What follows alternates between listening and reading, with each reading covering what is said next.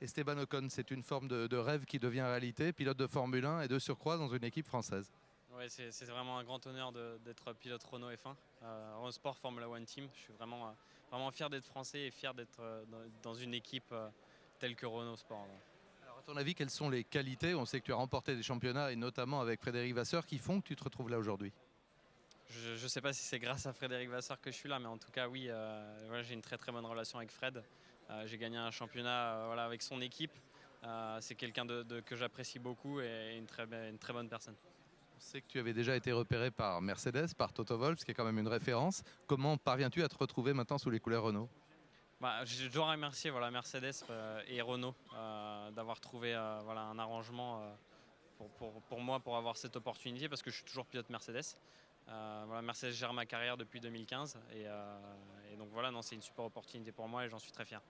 J'imagine que tu ne connais pas encore tous les détails de ton programme et de ton calendrier 2016. Tu seras sur tous les Grands Prix de Formule 1?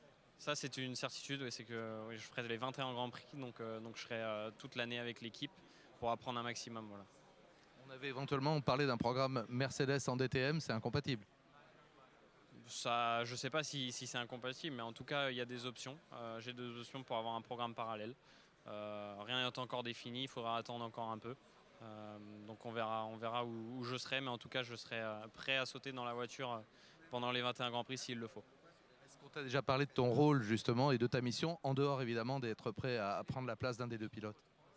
Il faut toujours que j'apprenne le maximum pour au cas où voilà, faire une saison les années d'après. Je ne sais pas si c'est mon rôle, mais en tout cas, c'est le rôle que je me mets tout seul, d'apprendre le maximum, d'engranger un maximum d'informations pour être le plus près possible en arrivant. C'est mon objectif, c'est d'aller en Formule 1. On sait que les simulateurs maintenant en Formule 1 sont extrêmement performants.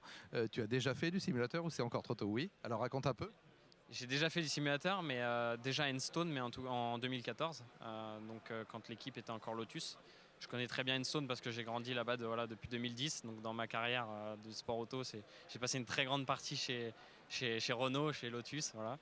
Donc non, je ne sais pas si je vais faire du simulateur ou pas, mais oui, les simulateurs sont importants, mais moins que du roulage quand même. On a coutume de dire que les pilotes de Formule 1 sont petits. Alain Prost est juste à côté de nous. Tu es très grand. Est-ce que c'est un avantage ou un inconvénient ou tu t'en moques? C'est pas top d'être grand. Maintenant, si les ingénieurs veulent faire une voiture grande pour les pilotes, ils y arrivent. Donc voilà, Jolion est très grand aussi.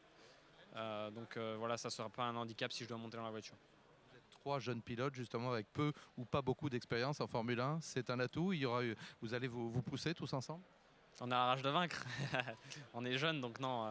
Non, je pense que voilà, un jeune pilote peut être aussi fort qu'un ancien. Je vois pas de différence. Il n'y a que l'expérience qui peut jouer, mais même, je pense que la pointe de vitesse, ça sera la même. Le fait d'avoir le losange sur la poitrine, là, c'est une émotion quand même particulière pour un Français. Exactement. Comme je vous ai dit, je suis fier d'être français et fier des équipes françaises. Merci.